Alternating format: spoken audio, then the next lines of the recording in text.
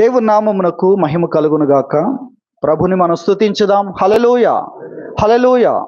ప్రభు సన్నిధిలో చక్కని సమయాన్ని మనం కలిగి ఉంటున్నాం. దేవుని వాక్యములో నుండి రోమీలకు వ్రాసిన పత్రిక 12వ అధ్యాయము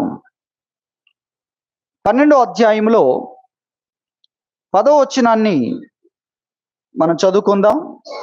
సహోదర ప్రేమ విషయంలో ఒకనియందు ఒకడు అనురాగము గలవారై ఘనత విషయంలో ఒకనినొకడు గొప్పగా ఎంచుకొనుడి.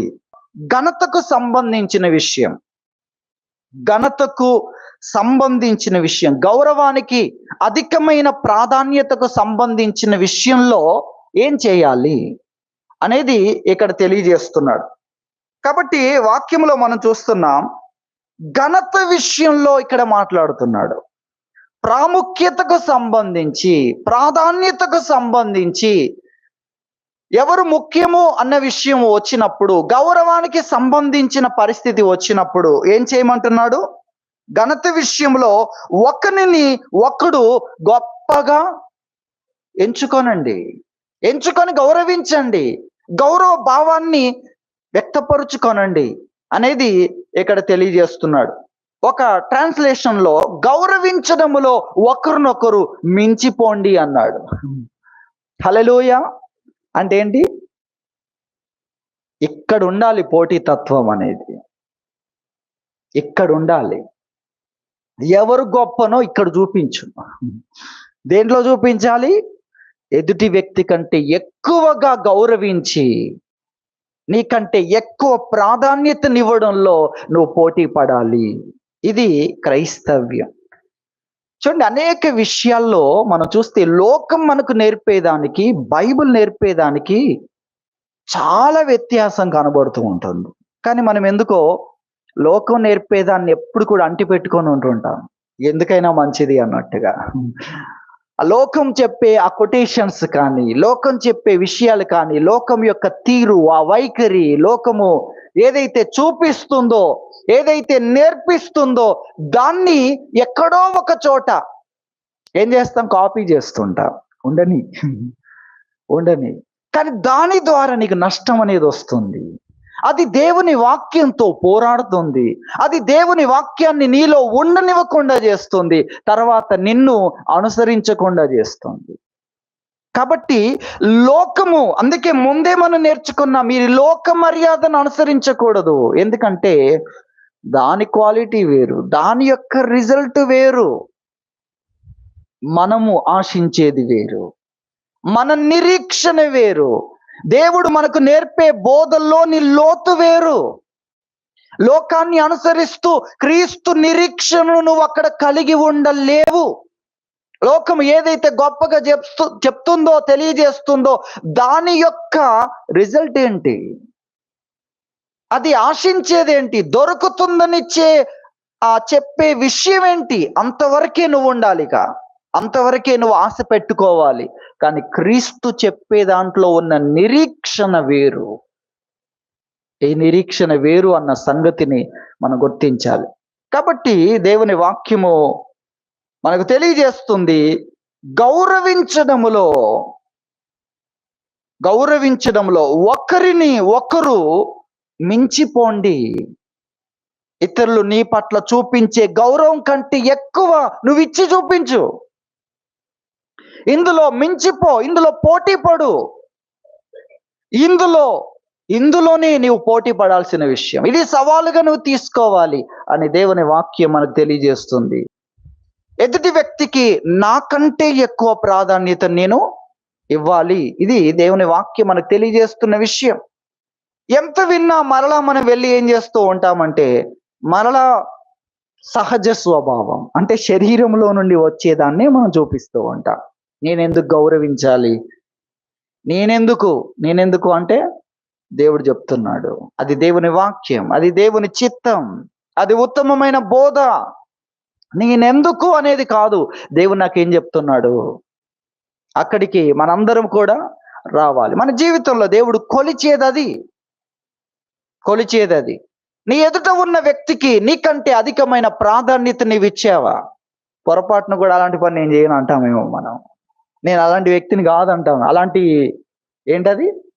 అలాంటి తక్కువైన వ్యక్తినో, ఆహ్, అలాంటి వారిని ఏమనుకుంటాం మనం? మెదడు లేని వ్యక్తులు, మెంటల్‌గా రోగులు ఏంటి అని పోలుస్తూ ఉంటాం. నేను అలాంటి ఏం చేయను?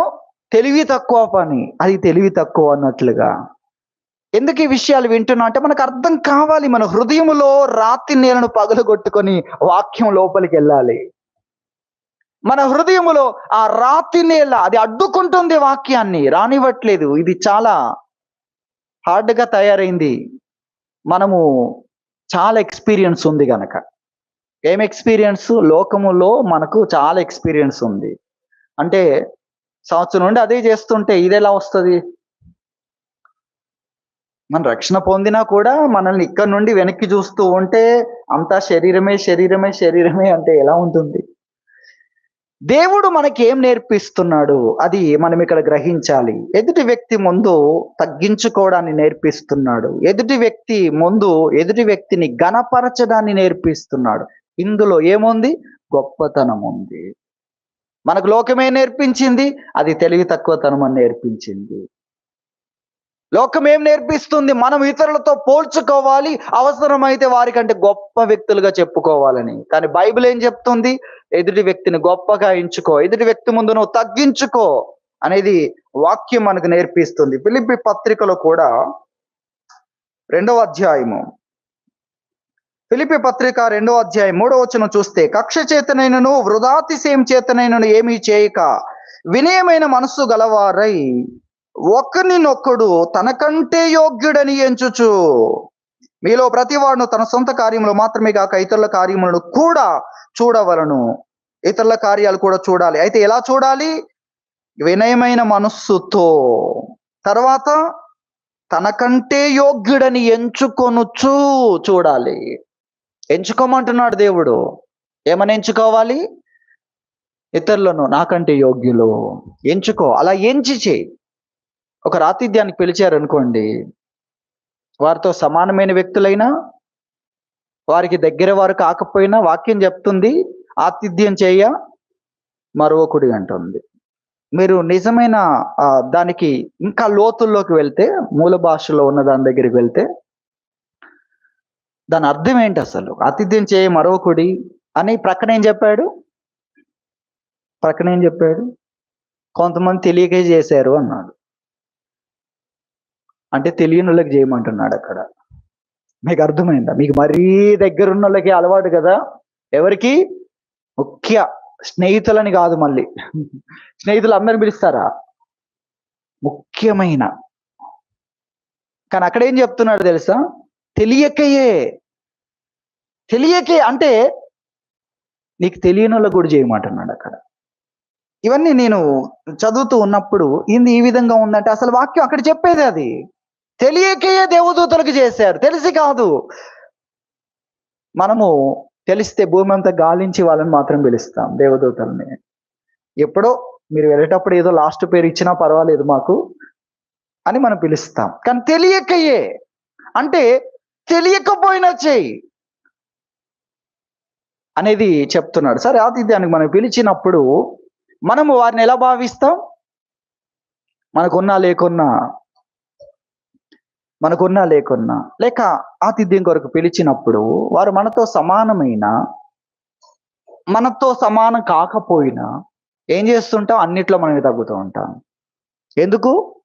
వారు గొప్పవారు, వారు మనకంటే అధికమైన ప్రాధాన్యత గలవారుగా లేక ఇస్తూ ఉంటాం మనం. అదే బైబిల్ ఇక్కడ చెప్పే విషయం. ఘనతకు సంబంధించిన విషయంలో ఏం చెప్తుంది వాక్యము? ఒకడు గొప్పగా, ఇతడు నాకంటే ప్రాముఖ్యమైన వ్యక్తి, నాకంటే ప్రాధాన్యతను నేను ఇవ్వవలసిన వ్యక్తి, నా నుండి ప్రాధాన్యతను పొందవలసిన వ్యక్తి. భక్తుడు అంటాడు 16వ కీర్తనలో, భూమి మీద ఉన్న భక్తులే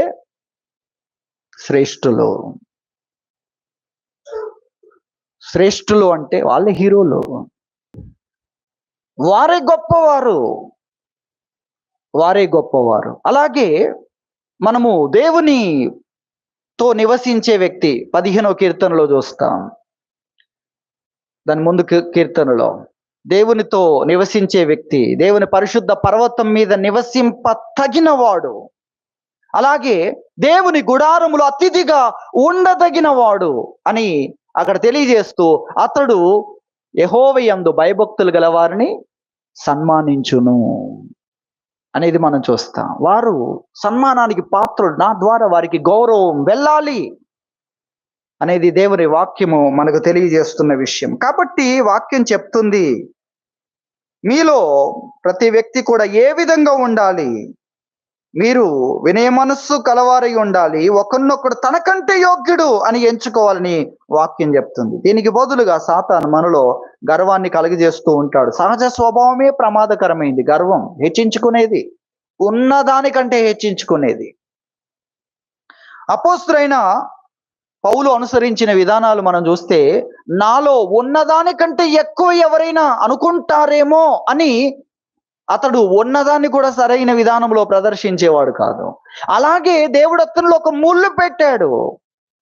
అది కూడా మనం చూస్తే అతడు హెచ్చించిపోకుండా ఏం కావాలి మనకు?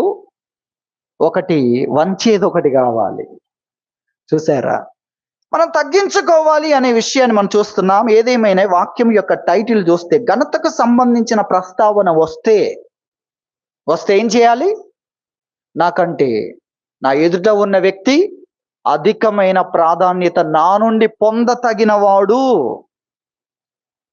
అని ఎంచుకోవాలి అని దేవుని వాక్యం మనకు తెలియజేస్తుంది. దీనికి వ్యతిరేకమైనది గర్వము, అహంకారం అని మనం గుర్తించాలి. దేవుడు గర్విష్ఠులకు విరోధి. దేవుడు గర్విష్ఠులకు విరోధి. 18వ కీర్తన 27వ చరణంలో ఆ మాట చూస్తాం. ఆయన గర్విష్ఠులకు విరోధి అయి వారిని అణిచివేస్తాడని అక్కడ వాక్యం చెప్తుంది. సామెతల గ్రంథం 16వ అధ్యాయము 5వ వచనం మనం చూస్తే, గర్వ హృదయులందరూ యెహోవాకు హేయులు, నిశ్చయముగా వారు శిక్ష నొందుదురు. ఖచ్చితం. ఏంటిది ఖచ్చితం? గ్యారంటీ. ఏంటది? శిక్ష. ఎందుకు? హృదయంలో గర్వము వచ్చింది.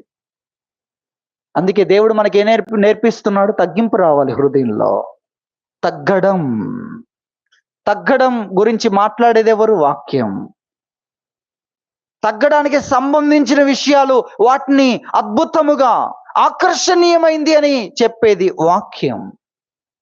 అది మనం గుర్తించాలి. కాబట్టి గర్వ హృదయులందరూ యెహోవాకు హేయులు. గర్వం మనలోనికి రాకూడదు. మనం తగ్గాలి. ఇది దేవుని వాక్యం తెలియజేస్తున్న విషయాలు. మనము ఇతరులను మనకంటే గొప్పవారుగా భావించాలి. ఇతరుల ముందు మనము తగ్గాలి. అలాగే ఇతరులకు మనకంటే అధికమైన స్థానాన్ని, ప్రాధాన్యతను ఇవ్వాలి అని దేవుని వాక్యము మనకు తెలియజేస్తుంది. కాబట్టి గర్వం అనేది దేవునికి ఎంత దూరం చేస్తుందో మనం గుర్తించాలి. అలాగే మనందరికి తెలిసిన వాక్యం పేతురు రాసిన మొదటి పత్రికలో 5వ అధ్యాయము 5వ వచనములో మనం చూస్తే, ఇక్కడ దేవుని వాక్యం తెలియజేస్తుంది, దేవుడు అహంకారులను ఎదిరించి దీనులకు కృపను అనుగ్రహిస్తాడు అనే మాట మీకు గుర్తు చేస్తున్నాను. దాని ముందు మాటలు కూడా తర్వాత మనం విందాం. దేవుడు అహంకారులను ఏం చేస్తాడు? ఎదిరిస్తాడు. ఎవరికి కృపనిస్తాడు? దీనులకు. ఇక కృప అంటే మీరు ఆలోచించండి. అనర్హులుగా ఉన్న వారిని అర్హులుగా చేసేది కృప. గొప్ప వాటికి డైరెక్ట్ గా నియమించేది దేవుని కృప.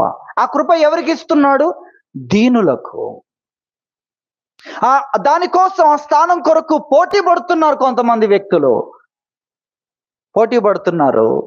దేవుడు వాళ్ళను ఎదిరించి, వాళ్ళు ఎవరినైతే తక్కువ చూస్తున్నారో వాళ్లకు ఆ స్థానాన్ని, వీరు పోటీ పడి పొందలేని దాన్ని ఆ దీనులకు దేవుడు కృపనిస్తున్నాడు. ఆయన కృపనివ్వగానే మనుషులు ఊహించలేని స్థానాలకు డైరెక్ట్ గా అపాయింట్ చేయబడతారు. దేవుడు అహంకారులను ఎదిరిస్తాడు. మన హృదయంలో అహంకారం అనేది వచ్చినట్లయితే దేవుడు ఏం చేస్తాడు? ఎదిరిస్తాడు. గర్విష్ఠులకు నేను విరోధిని, గర్విష్ఠుడా నీకు విరోధిని అంటాడు ఇర్మియా గ్రంథంలో. గర్వ హృదయులు ఉన్న వారందరి విషయంలో దేవుడు వారికి ఎదురుగా నిలబడతాడు. దేవుడు అహంకారులను ఏం చేస్తాడు? ఎదిరిస్తాడు.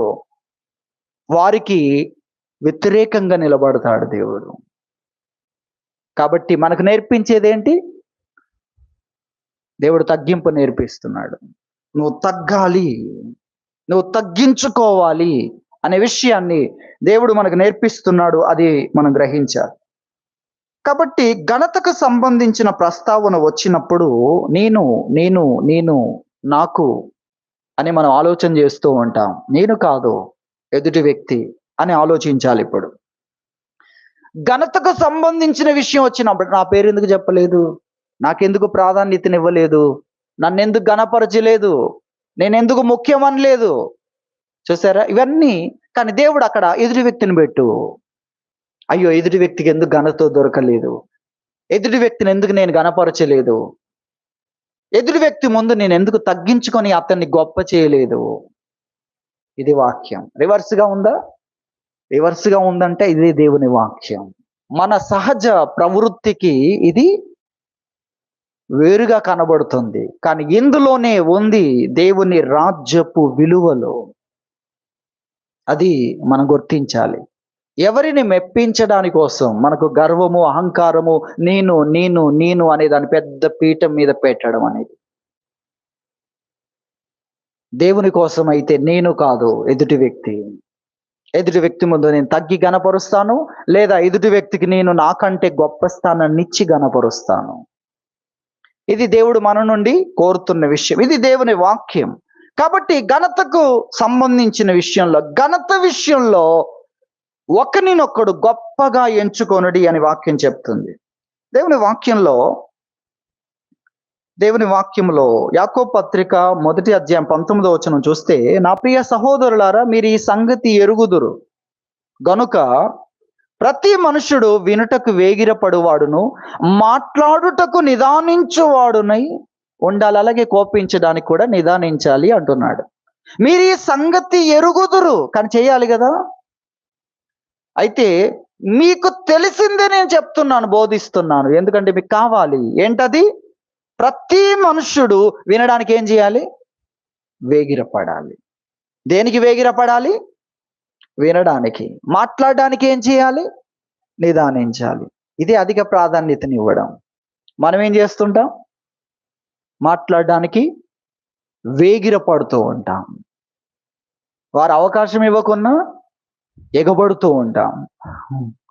అర్థమవుతుందా? ఎదుటి వాళ్ళు అవకాశం ఇవ్వకున్నా కూడా చూద్దాం, 1 నిమిషము, 2 నిమిషంలో, 5 నిమిషంలో, సరే ఒక పావు గంట తర్వాత అయినా అవకాశం ఇస్తారు అనుకుంటామా? మనకి వినడము ఆసక్తియా లేక మాట్లాడడం ఆసక్తి? మనకు సమయం ఇవ్వలేదు అనుకోండి, మౌనంగా ఉంటామా? ఏంటి ఎప్పుడు నువ్వే మాట్లాడతావా? ఎప్పుడు ఇస్తావు? వినడానికి వేగిరపడు, ఆసక్తిని చూపించు. నేను వింటాను, చెప్పండి, నేను వినాలనుకుంటున్నాను అనే మాటలు వస్తాయా? దానికి బదులుగా నన్ను మాట్లాడనివ్వండి, నేను మాట్లాడాలి. మనకు వినడమే ఇంట్రెస్ట్ అని ఎదుటి వ్యక్తికి అర్థమవుతుందా, లేక మాట్లాడడమే ఇంట్రెస్ట్ అని అర్థమవుతుందా? ప్రతి మనుషుడు వినడానికి ఏం చేయాలి? తొందరపడాలి. ఎలా తొందరపడినట్టు చూపిస్తాం మనం? నేను వినాలనుకుంటున్నాను, చెప్పండి, నేను వింటాను. ఆ యొక్క మాటలు వేరు, ఆ పదాలు వేరు. కానీ మనలో నుండి లోపలున్నది బయట పెట్టకపోయినా కొన్నిసార్లు లోపల జరుగుతున్నదేంటి? ఇతరులు మాట్లాడుతున్నప్పుడు మనం సైలెన్స్గా ఉంటాం. లోపల కూడా ఎలా ఉందో తెలుసా? మన టైం రాలేదు, మనం మౌనంగా ఉండాలి. వినడానికి కాదు, మౌనంగా ఉన్నది ఎందుకు? మనకు అవసరమే లేదు. అవసరం లేదు కాదు, వినడానికి ఏం చేయాలి? నువ్వు ఆసక్తి చూపించాలి.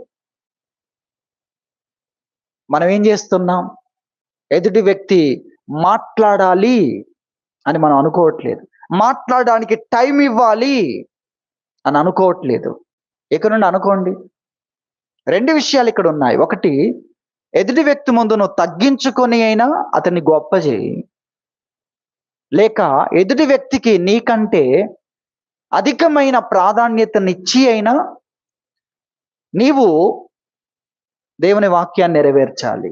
ఘనతకు సంబంధించిన విషయంలో ఒకరినొకడు గొప్పగా ఎంచుకొనుడి, గౌరవించుకోవడములో ఒకరినొకరు పోటీ పడండి, మించిపోండి అని దేవుని వాక్యం మనకు తెలియజేస్తుంది. క్రైస్తవుడు ఈ విధంగా ఉంటాడు, ఈ విధంగా ఉండాలి. అది దేవుని వాక్యం మనకు తెలియజేస్తుంది. కాబట్టి వినుటకు వేగిరపడు, రివర్స్ అయిపోతుంది. వినుటకు వేగిరపడు, మాట్లాడడానికి నిదానించు. ఎదుటి వ్యక్తి నిదానించుడు, ఏంటి అంత నిదానంగా ఉన్నావు అన్న వ్యక్తిని 2 సార్లు మాట్లాడతా, మనల్ని మాట్లాడండి అని 2 సార్లు అనే పరిస్థితి తెచ్చుకుంటామా మనం? మాట్లాడండి అనుకున్నా మాట్లాడుతూనే ఉంటాం. మీరు మాట్లాడండి అని ఎదుటి వ్యక్తి మౌనంగా ఉండేంత వరకు ఆగుతామా? అది మనకు 5 సంవత్సరాల్లో వెతికినా దొరకదు. మరి మనతే 5 సంవత్సరాల ఎక్స్‌పీరియన్స్‌తో ఉన్నది అదొస్తదా? అసలే లేనిదొస్తదా? అర్థమవుతుందా మీకు? మన శరీరంలో పెరుగుతూ ఆత్మది రావాలంటే ఎలా వస్తది? వినగానే అయిపోతుందా? సాధన కావాలి దానికి. దైవ భక్తి విషయంలో నిన్ను నీవే సాధకం చేసుకో. ఇది దైవ భక్తికి సంబంధించిన విషయాలు. దేవుడు మనల్ని ఇలాంటి అభ్యాసంలో జీవించమంటున్నాడు. భక్తి అనగానే మీరు చేస్తూ ఉండండి, ఒక్కటే రోజు నేను చూపిస్తానంటే ఏం చూపిస్తావు నువ్వు? ఒకటే రోజు చూపించేది అజ్ఞానము. ప్రతి వ్యక్తి జ్ఞానము కొరకు అభ్యాసం చేస్తుంటే నేను ఒకటే రోజు వచ్చి ఎగ్జామ్లో చూపిస్తాను అంటే ఏంటి? ఏం చూపిస్తావు నువ్వు? దైవ భక్తి కొరకు ప్రార్థనలో ఉండుట, కనిపెట్టుట, దేవుని సహాయముతో చేసే ఆ పని కొరకు అంత ఒకేసారి ఆటోమేటిక్గా అలా కాదు. అది శరీరం. ఆటోమేటిక్గా దుమ్ము నిండిపోతుంది ఆటోమేటిక్గా. వ్యక్తి జ్ఞానం కొరకు ఎందుకు కష్టపడుతున్నారు? చిన్నపిల్లల్ని ఎందుకు కష్టపెడుతున్నారు మీరు? ఊరికే ఉంటే అజ్ఞానం పెరుగుతుంది కానీ జ్ఞానం రాదు. జ్ఞానం కొరకు కష్టపడాలి అని కదా. సోమరితనానికి కష్టపడాలా? చురుకుదనానికి కష్టపడాలి. అది మనం గ్రహించాలి. కాబట్టి ప్రభువు మనకు తెలియజేస్తున్నాడు, మనము దైవ భక్తిలో అభ్యాసం మనకు కావాలి. దేవుడు చెప్పిన దాన్ని ప్రతిరోజు మనము అభ్యాసంలో పెట్టాలి, ఆచరణలో పెట్టాలి. వినడానికి వేగిరపడమంటే మనం ఎప్పుడు మాట్లాడడానికి వేగిరపడుతూ ఉంటే ఎప్పుడు జరుగుతుంది? కాబట్టి వినడానికి వేగిరపడు. ఇతరులు మాట్లాడుతూ ఉన్నప్పుడు కొంతమంది మౌనంగా ఉంటారు, అంటే వారు వినరు, లోపల ఆలోచిస్తూ ఉంటారు, తిరుగుతూ వస్తూ ఉంటారు, మన టైం వచ్చినప్పుడే అన్నట్టుగా. కాబట్టి మనం గ్రహించాలి, మనము శరీర సంబంధమైన దాంట్లో పెరగకూడదు. మనము ఎదుటి వ్యక్తికి అధికమైన ప్రాధాన్యతను ఇవ్వాలి అనే వాక్యం మనకు చెప్తుంది. గౌరవించడంలో ఒకరినొకరు మించిపోండి,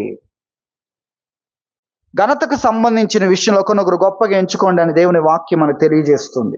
కాబట్టి ఇక్కడ ఏం నేర్చుకుంటున్నా? వినుటకు వేగిరపడు, మాట్లాడడానికి నిదానించు. మాట్లాడమనగానే వెంటనే మాట్లాడే వ్యక్తి నిదానిస్తున్నట్టుందా? మనం మాట్లాడని చెప్పేంత వరకు ఆగాలి ముందు ఇది. తర్వాత ఎదుటి వ్యక్తిని మొదట మాట్లాడమని చెప్పాలి. వినడానికి మనకు ఏముండాలి? ఆసక్తి ఉండాలి. ఉందా? ఆసక్తి మనకు ఉంటుందా? ఉండాలి. ఇది దేవుని వాక్యం మనకు తెలియజేస్తున్న విషయం. యోబు దగ్గరికి స్నేహితులు వచ్చారు, మంచి హృదయంతో వచ్చారు, మంచి హృదయంతో కూర్చున్నారు.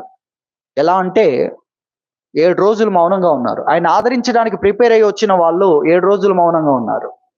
మీరు ఎవరైనా ఆదరించడానికి ఎవరైనా ఇంటికి వెళ్ళారనుకోండి, వారికి ఏదో బాధ కలిగింది, నష్టం కలిగింది, మరణం అయినా కలగవచ్చు, వారి ఇంటికి వెళ్ళారు ఆదరించాలని. బోధకులు వారు ఇంటర్నేషనల్ బోధకులు కూడా చెప్పొచ్చు వారిని గురించి. దేవుని పక్షాన భూమి మీద ఉన్న మనుషులం అనుకునేవారు వారు. ఎలాంటి వ్యక్తులు మీరు ఆలోచించండి. కాబట్టి అలాంటి వ్యక్తులు వచ్చి వారు ఆ పరిస్థితిని చూసి మౌనంగా ఉన్నారు. ఎన్ని రోజులు, ఎన్ని గంటలు అనాలి, ఎన్ని నిమిషాలు అనాలి కదా, ఎన్ని రోజులు అనాల్సి వస్తుంది. 7 రోజులు నోరు మూసుకొని ఉన్నారు. ఆ బాధ అంత తీవ్రంగా. సరే, తర్వాత మెల్లగా ఇక యోబే ప్రారంభించాడు తన బాధల కష్టాల స్నేహితులతో పంచుకుంటున్నప్పుడు ఇక వారు మెల్లగా నోరు తెరవడం మొదలు పెట్టారు. ఇక తర్వాత ఆగట్లేదు వాళ్ళు. ఆగకుండా వారు ఎంత దూరం వెళ్ళిపోయారో తెలుసా? ఆదరించడానికి వచ్చిన వాళ్ళ సబ్జెక్ట్ మొత్తం టైటిలే మారిపోయింది. వాళ్ళు ఎందుకు వచ్చారు? మన సహోదరుడు, మన స్నేహితుడైన యోబు శ్రమల్లో కష్టాల్లో ఉన్నాడు, అతనికి కొంచెం అండగా ఉందాం, అతన్ని ధైర్యపరుద్దాం, అతనికి తోడుగా ఉందాం, అతన్ని ఆదరిద్దాం అని వారు వచ్చారు. టైటిల్ ఆదరణ. ఇక చూడండి, నెక్స్ట్ టైటిల్ ఏంటంటే అతన్ని గేలి చేయుట. టైటిల్ ఎలా మారింది? గేలి చేయుట, అపహసించుట, ప్రశ్నించుట, విమర్శించుట, తీర్పు తీర్చుట, చివరికి గేలి చేయుట దగ్గరికి వెళ్ళిపోయింది. గేలి చేయడం అంటే అతడు మంచి మాట్లాడిన ఇప్పుడు ప్రమాదం. గేలి చేసే వాడి దగ్గర మన భక్తి చెప్పినా మనది ఏం చెప్పినా ఇప్పుడు ఎలా ఉంటుంది? అటువంటి పరిస్థితికి వచ్చారండి. సబ్జెక్ట్ ఏంటండి? ఆదరణ. ఆదరణలో గేలి చేయడం ఏంటి? ఎలా ఆదరించాలి, ఎలా ఆదరణకరంగా ఉండాలి, ఎలా ఉంటే ఆ వ్యక్తిని ఆదరించగలం, సహాయపడగలం. అవసరమైతే సహాయపడు, లేదంటే మౌనంగా ఉండు. ఎక్కడికి వెళ్ళారు? గేలి చేయుట. యోబు అంటున్నాడు, నన్ను గేలి చేయండి, కానీ నేను చెప్పిన తర్వాత, నేను ఒక విషయాన్ని చెప్పుకోవాలనుకుంటున్నాను, అది చెప్పిన తర్వాత మీరు నన్ను ఆహ్వానించడం స్టార్ట్ చేయండి అన్నాడు. చూద్దాం వాక్యం. యోబు గ్రంథం 21వ అధ్యాయం. మనము మొదటి నుండి చదువుతున్నాం. అప్పుడు యోబు ఇలాగున ప్రత్యుత్తరం ఇచ్చెను, నా మాట మీరు జాగ్రత్తగా వినుడి, నా మాట మీ ఆదరణ మాటకు ప్రతిగా నుండును గాక. మీరు ఆదరణను పెట్టుకున్నారు కదా, ఆ పేరు అలా ఉండదు అని చెప్తూ 3వ వచనములో, నాకు సెలవిచ్చిన ఎడల నేను మాట్లాడేదను, నేను మాట్లాడిన తరువాత మీరు ఏం చేయొచ్చు? అపహాస్యం చేయొచ్చు. చూసారా యోబు ఎలా ఉన్నాడు? గాయాలతో నిండిన వాడు ఎంత చక్కగా మాట్లాడుతున్నాడండి. నాకు సెలవిచ్చిన ఎడల నేను మాట్లాడతాను, నేను మాట్లాడిన తర్వాత మళ్ళీ ఒకరి తర్వాత ఒకరు అపహాస్యం మీరు చేయొచ్చు. అపహాస్యం చేయకండి అంటున్నాడా? అపహాస్యాన్ని ఆపడానికి చూస్తున్నాడు. మీరు నన్ను గేలి చేయండి, నా మాటలను మీరు గేలి చేసుకోండి, కానీ నాకు సెలవిచ్చిన తర్వాత, నేను మాట్లాడిన తర్వాత నన్ను గేలి చేసుకోండి. ఇక చూసారు ఎలా ఉన్నాడు? వారు ఎలా ఉన్నారండి? ఆదరణ. దేని కొరకు వచ్చి ఎలా తయారయ్యారండి? ఎవరు వారు? International speakers. మీకు అర్థమవుతుందా? లేక ఇంకేదైనా పదం, నేను ఆ పదాలు ఇప్పుడే ఆ పదం గుర్తొచ్చింది కాబట్టి ఆ మాట వాడుతున్నాను, లేకపోతే అనేక పదాలు రాసుకునేవాడిని. దేవుని తరపున మాట్లాడే వ్యక్తులు. ఇంకొక రకంగా చెప్తే యోబుతో అంటారు, మాకు తెలియంది నీకేం తెలుసు, మేము ఎరుగనిది నువ్వేం ఎరుగుతావు, నీకేం అర్థమవుతుంది అంటూ వారి వయస్సును గురించి, వారి మధ్యలో ఉన్న అనుభవాన్ని గురించి వారు మాట్లాడతారు. దేవుడేమో కొన్ని విషయాలు మాట్లాడుతూ పర్వతాలను గురించి, వీళ్ళేమో అపహసిస్తారు. పర్వతాలకు ముందున్నోడ్లాగా మాట్లాడుతున్నావు, అంతా తెలిసినోడ్లాగా మాట్లాడుతున్నావు అంటూ, మాకు తెలియంది నీకేం తెలుసు, మేము ఎరిగింది నీవేమి ఎరుగుదువు అని ఇలాంటి పదాలన్నిటిని కూడా వారు వాడతారు. కానీ దేవుడు మాట్లాడినప్పుడు ఈ విషయాలు 15వ అధ్యాయంలో మనం చూస్తాం. మొదట పుట్టిన పురుషుడవు నీవే, 7వ వచనములో, నీవు పర్వతములకు ముందుగా పుట్టిన వాడవా, నీవు దేవుని ఆలోచన సభలో చేరిన వాడవా, నీవు మాత్రమే జ్ఞానవంతుడవా, మేము ఎరగనిది నీవేమి ఎరుగుదువు, మేము గ్రహింపనిది నీవేమి గ్రహింతువు అంటూ వీరి వయస్సును గురించి కొన్ని విషయాలు మాట్లాడతారు. దేవుడేమో పర్వతాలను గురించి, సృష్టి భూమి పునాదులు వేసిన దాని గురించి మాట్లాడుతూ, నీవు అప్పటికి పుట్టినవాడు అంటాడు. ఎంత ఆశ్చర్యం చూడండి. అది కూడా చూద్దాము మనం వాక్యంలో. యోబు గ్రంథం 38వ అధ్యాయము 19 నుండి మనం చదువుకుంటే ఇంకా ప్రభు మాట్లాడే మాటలన్నిటి గురించి కూడా చూడొచ్చు. 4వ వచనంలో, నేను భూమికి పునాదులు వేసినప్పుడు అని మొదలు పెడతాడు. ఆ తర్వాత 19లో, వెలుగు నివసించు చోటునకు పోవు మార్గం ఏది, చీకటి అను దాని ఉనికి పట్టు ఏది, దాని సరిహద్దునకు నీ వెలుగును కొనిపోవుదువా, దాని గృహమునకు పోవు త్రోవలను నీవు ఎరుగుదువా, ఇదంతయు నీకు తెలిసి ఉన్నది కదా. నీవు బహువృద్ధుడవు, నీవు అప్పటికి పుట్టి ఉంటివి. దేవుడు ఏం మాట్లాడుతున్నాడు, వాళ్ళు ఏం మాట్లాడుతున్నారు? సరే, ఏదేమైనా అంటే నీవు ఆ విషయాలన్నీ నేను నీకు చెప్పాను, ఆ విషయాలన్నీ నీకు చెప్పాను. కాబట్టి యోబు భక్తుడు ఎటువంటి గొప్ప వ్యక్తి, కానీ అతడు తన స్నేహితుల మధ్యలో ఆ విధమైన పరిస్థితిలో ఉంటాడు. దాని కొరకు 12వ అధ్యాయంలో మాట్లాడతాడు. 12వ అధ్యాయము 4వ వచనము, దాని ముందు మాట కూడా మనం తీసుకోవాల్సి వస్తుంది. 4వ వచనంలో, నా స్నేహితునికి అపహాస్యాస్పదంగా ఉండవలసి వచ్చెను. అంటే ఎవరినైనా నేను, ఏ వ్యక్తినైనా నేను అనేది ముందు చెప్తాడు. దేవునికి మొరపెట్టి ప్రత్యుత్తరములు పొందిన వాడనైన నేను. దాని అర్థం చాలా ప్రత్యేకమైనది. దేవునితో డైరెక్ట్ మాట్లాడి డైరెక్ట్ గా సమాధానాలు వినగలిగిన వ్యక్తినైనా నేను అని దాని అర్థం. దేవుని రహస్య గుడారము నా తలకు పైగా ఉండెను అంటాడు. ఇవన్నీ సరే, మనం ఇక్కడే ఆగిపోతున్నాం, ముందుకు వెళ్ళాలి. ముఖ్యమైనది ఏంటంటే, కాబట్టి ఈ మాట చెప్తున్నాడు. తర్వాత, అలాంటి నేను ఇప్పుడు స్నేహితునికి అపహాస్యాస్పదంగా ఉండవలసి వచ్చెను, నీతియు యథార్థతయు గలవాడు అపహాస్యాస్పదముగా ఉండవలసి వచ్చెను.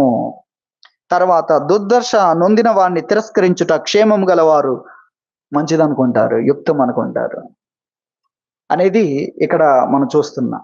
సరే, ఇక్కడ మనం నేర్చుకునేది ఏంటంటే, యోబు ఇటువంటి పరిస్థితుల్లో ఉండి కూడా గేలి చేస్తున్న వారితో మీరు గేలి చేయండి, నాకు సెలవిస్తే నేను చెప్తాను, నేను చెప్పిన తర్వాత నువ్వు చెప్పలేదు, నేను చెప్పలేదు అనుకోండి, మేము ప్రశ్నలు వేస్తే ఎలా ఉన్నాడు ఇక మనం వాడుతూ ఉంటాం కదా, రకరకాలు. మౌనంగా ఉన్న వాళ్ళను ఎందుకున్నారో తెలుసుకుంటామా, వెంటనే జడ్జిమెంట్ ఇస్తాం. దొంగకు తేలు కొడితే ఏమవుతుంది? రకరకాల పదజాలం మనకు తెలుసు కదా. మౌనంగా ఉన్న వ్యక్తిని 2-3 సామెతలు కలిపి మాట్లాడుతూ ఉంటాం. మౌనంగా ఉన్నాడని కాదు, మాట రాలేదిక అనుకుంటారని. ఆయన మాట్లాడాలి కదా. మీరు అపహాస్యం చెయ్యండి, కానీ దానికి వివరణ నేను ఇచ్చిన తర్వాత మీరు అపహాస్యం, మేము ప్రశ్న వేయగా నోరు మూసుకొని ఉన్నాడు, ఇక నోట్ల మాట కూడా రాలేదు అని వారు అనుకుంటారని నాకు సెలవిస్తే నేను దానికి జవాబు చెప్తాను, లేక ప్రత్యుత్తరం చెప్పుకుంటాను. తర్వాత మీరు ఏం చేయవచ్చు? మాట్లాడొచ్చు కాదు, అపహాస్యమే చేయవచ్చు. అంతగా యోబు ఆ విధంగా ఉన్నాడు. అంత గొప్ప జ్ఞానులు, దేవుని తరపున మాట్లాడుతున్న వారు, దేవుని భయం లేకుండా దేవుడు విమర్శిస్తాడు, మన మాటలను తూకం వేస్తాడన్న ఆలోచన లేకుండా వారిలా మాట్లాడుతున్నారు. చూడండి, ఇదేనా ఎదుటి వ్యక్తి గౌరవం ఇవ్వడం అంటే? ఇదేనా దేవుడు నేర్పిస్తుంది? మన జీవితంలో ఎంతో జ్ఞానం లేదని కాదు, తెలియదని కాదు, కనబడుతుంది ఏంటి? దేవుని వాక్యం ఏం చెప్తుంది? ఎదుటి వ్యక్తికి అధిక ప్రాధాన్యతనివ్వు అని వాక్యము మనకు తెలియజేస్తుంది. అది మనం గుర్తించాలి. అలాగే దేవుని వాక్యంలో మనం చూస్తే, మనము ఎదుటి వ్యక్తి ముందు మనము తగ్గించుకోవాలి అని వాక్యం తెలియజేస్తుంది. దేవుని వాక్యంలో ఎఫెసీ పత్రికలో ఒక వాక్యాన్ని చదువుకుందాం. ఎఫెసీ పత్రిక చూడండి, 5వ అధ్యాయము 5వ అధ్యాయంలో 21వ వచనం. క్రీస్తు నందలి భయముతో ఒకరికి ఒకడు లోబడి ఉండుడి. వాక్యం ఏం చెప్తుంది? దేవుని భయముతో నువ్వేం చేయాలంటే ఒకరికొకడు ఏం చేయాలి? లోబడాలి. ఒక వ్యక్తి ఒకరికొకడు బోధించుకొనండి, ఒకరికొకడు హెచ్చరించుకొనుడి. ఇవన్నీ చెప్పాడు వాక్యంలో, చెప్పాడు వాక్యంలో. బోధిస్తే ఏం చేయమన్నాడు? లోబడు అన్నాడు. ఇప్పుడు బోధిస్తే ఏం చేస్తారు? ఏం చేస్తారండి? అవునండి అంటారా? నాకు బోధించడానికి ఎవరు? దేవుడు బోధించమన్నాడు, నేను లోబడమన్నాడు. అర్థమవుతుందా? ఒకవేళ నువ్వు ఆల్రెడీ చేసి ఉంటే చేశాను అని వినయంగా చెప్పొచ్చు కదా. ఒకవేళ చేయలేదని వారు బోధ చేస్తున్నారు, నీలో లేదని బోధ చేస్తుంటే ఉన్నదండి అని నువ్వు చెప్పొచ్చు కదా. నాకు చెప్పడానికి ఎవరంటే దేవుడే కదా ఒకరికొకడు బోధించుకోమన్నాడు. మనుషులు ఎలా ఉన్నారో తెలుసా? ఎలా పెరుగుతున్నారో తెలుసా? తర్వాత పేరేంటో తెలుసా? గొప్ప భక్తులం. అర్థమైందా? కానీ ఏం లేదు, ఎదుటి వ్యక్తికి అధిక ప్రాధాన్యత ఇవ్వడం లేదు. తర్వాత ఎదుటి వ్యక్తి ముందు తగ్గడం అనేది లేదు. వాక్యం చెప్తుంది, ఎదుటి వాని ఎడల మీరందరూ, పేతురు రాసిన మొదటి పత్రిక 5వ అధ్యాయం 5వ వచనం, చిన్నలారా మీరు పెద్దలకు లోబడి ఉండుడి. మీరందరూ ఎదుటి వాని ఎడల దీన మనస్సు అను వస్త్రము ధరించుకొని మిమ్మును అలంకరించుకొనుడి. ఇక్కడ చిన్నలారా మీరు పెద్దలకు అనేది మనం ఇక్కడ చూస్తే ఈ ఈ యొక్క పేతురు రాసిన మొదటి పత్రికలో తోటి పెద్దను అని మాట్లాడుతూ ఉంటాడు. తోటి పెద్దను, ఇక్కడ పెద్దలు అనగా సంఘ కాపరులు ఒకటి, లేదా సంఘ కాపరుల మీద పెద్దలుగా ఉన్న వ్యక్తులు అనే 2 నిర్వచనాలు చెప్పవచ్చు. పెద్దలు అని బైబిల్లో ఉన్నదంతా సంఘ అధ్యక్షులకు, సంఘ కాపరులకు వాడిన మాట. మీకు అర్థమవుతుందా? కుటుంబ పెద్ద అంటే మీకు అర్థమవుతుంది, సంఘ పెద్ద అంటే కూడా మీకు అర్థం కావాలి. ఎవరు సంఘ పెద్ద అంటే? సంఘ కాపరి. కాబట్టి ఆ విధంగా చెప్తూ వారిని ఆ కాపరిగా మాట్లాడుతూ సంఘంతో ఆ విధంగా తెలియజేస్తున్నాడు. అయితే మీరందరూ ఎదుటి వాని ఎడల దీన మనస్సు అను వస్త్రము ధరించుకొని మిమ్మును అలంకరించుకొనుడి. మీరందరూ ఏం చేయాలంటే ఎదుటి వాని ఎడల దీన మనస్సు అను వస్త్రము ధరించుకొని మీరు సేవ చేయండి అని అర్థం. దీన్ని దీన మనస్సు అనే వస్త్రం, వినయం అనే వస్త్రం అనేది దేవుని వాక్యము మనకు తెలియజేస్తుంది. దీన మనసు అనే వస్త్రము ధరించుకొని మీరు తగ్గించుకొని, మీరు ఎదుటి వ్యక్తి ముందు తగ్గి సేవ చేయండి అని దేవుని వాక్యం మనకు తెలియజేస్తుంది. మీరందరూ ఎదుటి వాని ఎడల ఏం చేయాలి? దీన మనస్సు అనే వస్త్రం ధరించుకోవాలి. హృదయపూర్వకంగా ఏం చేయాలి? తగ్గించుకోవాలి. ఎవరి ముందు? ఎదుటి వ్యక్తి ముందు. ఇది క్రైస్తవ్యం. మన క్రైస్తవ్యానికి ఎంత దూరంగా ఉంటున్నాం? మనం ఎందుకు తగ్గాలి? ఎవరు నేర్పించారు ఇది? బైబిల్ అయితే కాదు. మనం ఎందుకు తగ్గాలి? నేను ఎందుకు తగ్గుతాను? నేను అంత అమాయకుడిని అనుకున్నావా? చూసారా? తగ్గితే అమాయకుడు, తగ్గకపోతే జ్ఞాని. ఎవరు నేర్పారు? పూర్తిగా ఇది వేరే బైబిల్కి వ్యతిరేకంగా ఉన్న గ్రంథం లాగా ఉంది కదా. అది శరీరంలో వస్తుంది, నాశనకరమైన స్థితిలో ఉండి, శాపగ్రస్తమైన జీవితంలో వస్తుంది అదంతా కూడా. మీరందరూ ఎదుటి వాని ఎడల దీన మనస్సు అను వస్త్రము ధరించుకొని మిమ్మును అలంకరించుకొనుడి. అది దేవుని వాక్యం తెలియజేస్తుంది. దేవుని బలిష్టమైన చేతి క్రిందనే కాదు, ఎదుటి వాని ఎడల కూడా దీన మనస్సు అను వస్త్రము ధరించుకోవాలి. దీనముగా వస్తుందా? ప్రార్థన వస్తుంది, దీనత్వం వస్తుందా? వాక్యం చదవడం వస్తుంది, వాక్యం వినడం వస్తుంది, బోధించడం వస్తుంది, దీనత్వం వస్తుందా? దీనంగా మాట్లాడడం అనేది వస్తుందా? ఎదుటి వ్యక్తి ముందు తగ్గడం వస్తుందా? ఎదుటి వ్యక్తికి మనకంటే ప్రాధాన్యతను ఇవ్వడం వస్తుందా? ఎదుటి వ్యక్తి ముందు నీవు తగ్గించుకోవడమైనా చేయలేక ఎదుటి వ్యక్తికి నీకంటే ప్రాధాన్యత ఇవ్వడమైనా చేయమని వాక్యం చెప్తుంది. కాబట్టి మనం తగ్గించుకోవాలని ప్రభువు మనకు తెలియజేస్తున్నాడు. స్నేహితుడు విందునకు పిలిచినప్పుడు నువ్వు వెళ్ళి కడపట్టి చోటును కూర్చో అన్నాడు. లూకాసు వార్త 14వ అధ్యాయం 10వ వచనంలో. అంటే నీకు నీవుగా ఏం చేయాలి?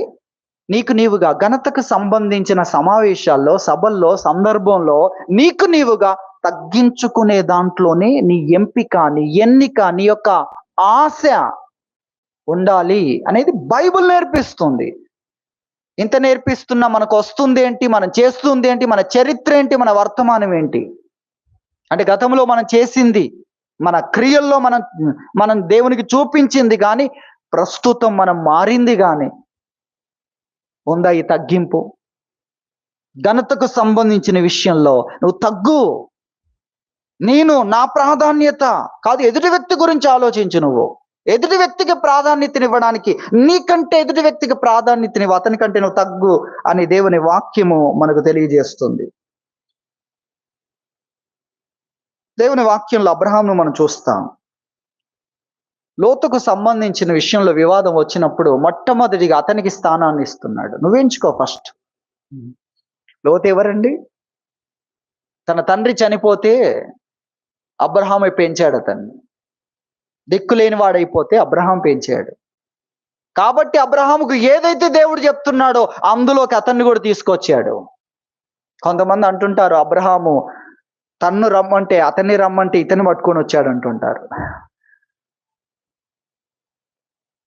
తన కుమారుడుగా, తన అండగా అతని దగ్గర ఉన్న వారందరూ అతని మీద ఎలా ఆధారపడ్డారో ఇతడు మొదటి నుండి ఆధారపడిన వ్యక్తి, కుమారుడుగా ఉన్న వ్యక్తి, కుమారు లాంటి వ్యక్తి అతనికి ఏం చేస్తున్నాడండి?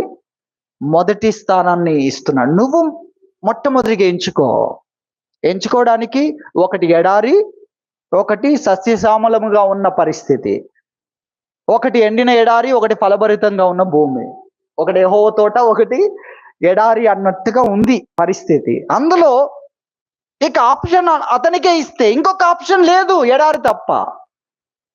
అబ్రహాము ఎటువంటి తగ్గింపును చూపిస్తున్నాడు, అది నిజంగా ఎంత ఆశ్చర్యం. దేవుని వాక్యంలో మనం చూస్తే ప్రభువు లూకాసు వార్తలో మాట్లాడుతున్నాడు. ఒక వాక్యాన్ని మనం చదువుకుందాం. లూకాసు వార్త 21వ అధ్యాయము 27వ వచనములో చూస్తే, గొప్పవాడెవడు? భోజన పంక్తిని కూర్చుండువాడా, పరిచర్య చేయువాడా? పంక్తిని కూర్చుండువాడే కదా, అయినను నేను మీ మధ్య పరిచర్య చేయువాని వలె ఉన్నాను. ఏమంటున్నాడండి? గొప్పవాడెవరు? అందుకే పరిచర్య చేసే వారందరూ కూడా ఒక వస్త్రము ధరించి, వారికి ఒక యూనిఫామ్ ఉంటుంది. ఆ యూనిఫామ్ ధరించగానే మీరందరూ అతిథులు, మీకు ఎవరు పిలిచినా మేము రావాలి, ఏదైనా మీకు అందిస్తూ ఉండాలి, మీ కొరకు మేము బిజీగా పని చేయాలి అని వారి అది ఆ వినయ వస్త్రం అనుకోండి మీరు దాన్ని.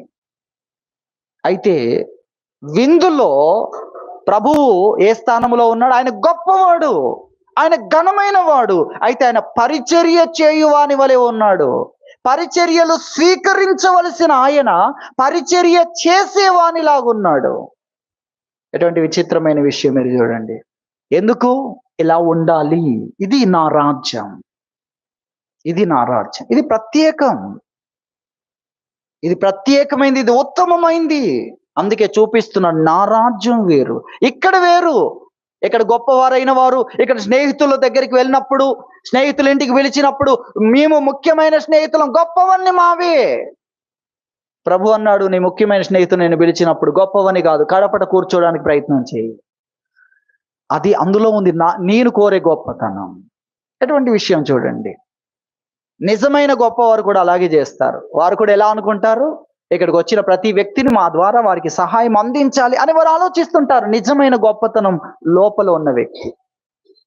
ప్రభువు ఆ విషయాన్ని తెలియజేస్తున్నాడు. కాబట్టి నేను మీ మధ్యలో ఎలా ఉన్నాను? పరిచర్య చేయువాని వలె ఉన్నాను, పరిచర్య చేయువాని వలె ఉన్నాను. అన్ని స్థలాలకు వెళ్ళినప్పుడు ఆయన్ని అందరి చేత పరిచర్యలు పొందవలసిన వాడు,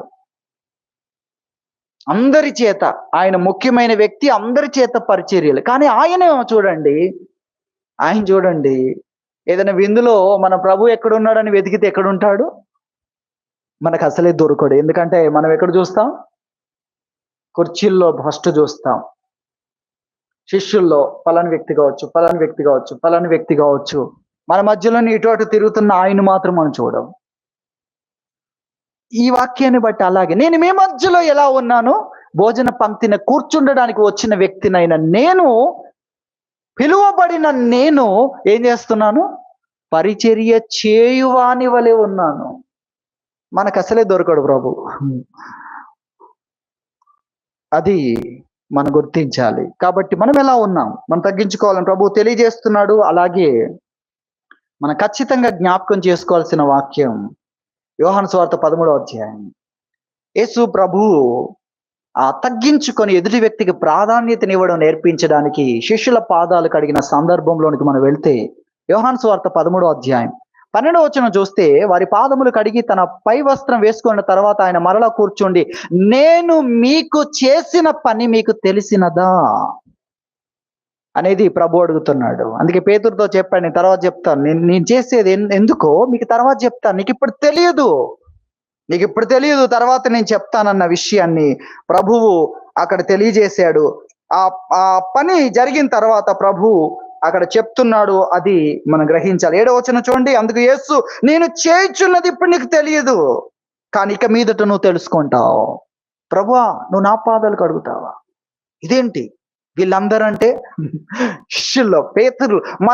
మనం అలాగే అంటాం కదా. ఒకవేళ అటువంటి పరిస్థితి వచ్చింది అనుకోండి, ప్రభు మన పాదములు కడగడానికి వస్తే మనం ఎంతమంది కడగనిచ్చినా, పేతురును ఒక్కటే దెబ్బతో మౌనంగా ఉండేటట్లు చేశాడు. నేను చేసేది నీకు ఇప్పుడు తెలియదు.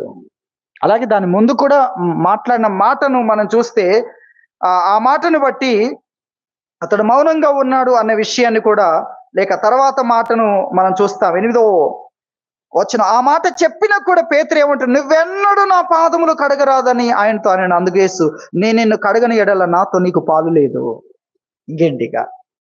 కాబట్టి ఇది ఎందుకో ముందు చెప్పాడు కదా 7వ వచనంలో, నేను చేయుచున్నది ఇప్పుడు నీకు తెలియదు, కానీ ఇక ముందు నువ్వు తెలుసుకుంటావు. కాబట్టి ఇక్కడ 12వ వచనంలో వారి పాదములు కడిగి తన పైవస్త్రం వేసుకున్న తర్వాత, పైవస్త్రాన్ని కూడా తీసేశాడు ప్రభు. పైన కోట్ లాగా వేసేది కూడా తీశాడు. ఎందుకు? దాసుడిలాగా ఉండాలి అని. అది కూడా మనం ఇక్కడ చూస్తాం. సరే, ఆ తర్వాత ఏం చేస్తున్నట్టే ఆయన మరలా కూర్చుండి, నేను మీకు చేసిన పని మీకు తెలిసినదా? బోధకుడనియు ప్రభు అనియు మీరు నన్ను పిలుచుచున్నారు. నేను బోధకుడను ప్రభువును గనుక మీరిట్లు పిలుచుట న్యాయమే. కాబట్టి ప్రభువును బోధకుడనైన నేను మీ పాదములు కడిగిన ఎడల మీరును ఒకరి పాదములను ఒకరు కడగవలసినదే. నేను మీకు చేసిన ప్రకారం మీరును చేయవలనని మీకు మాదిరిగా ఇలాగూ చేసి తిని. 17వ వచనం. ఈ సంగతులు మీరు ఎరుగుదురు గనుక వీటిని చేసిన ఎడల మీరు ధన్యులగుదురు. మీరు ఎరుగుదురు, కానీ చేస్తే మీరు ధన్యులవుతారు. చిన్నటువంటి విషయం. ఎంత తగ్గాలి, ఎంత తగ్గించుకోవాలి, ఎంతగా ఎదుటి వ్యక్తికి గౌరవాన్ని ఘనతను ఇవ్వడానికి ప్రయత్నించాలి, ప్రభువు చేసి చూపించాడు.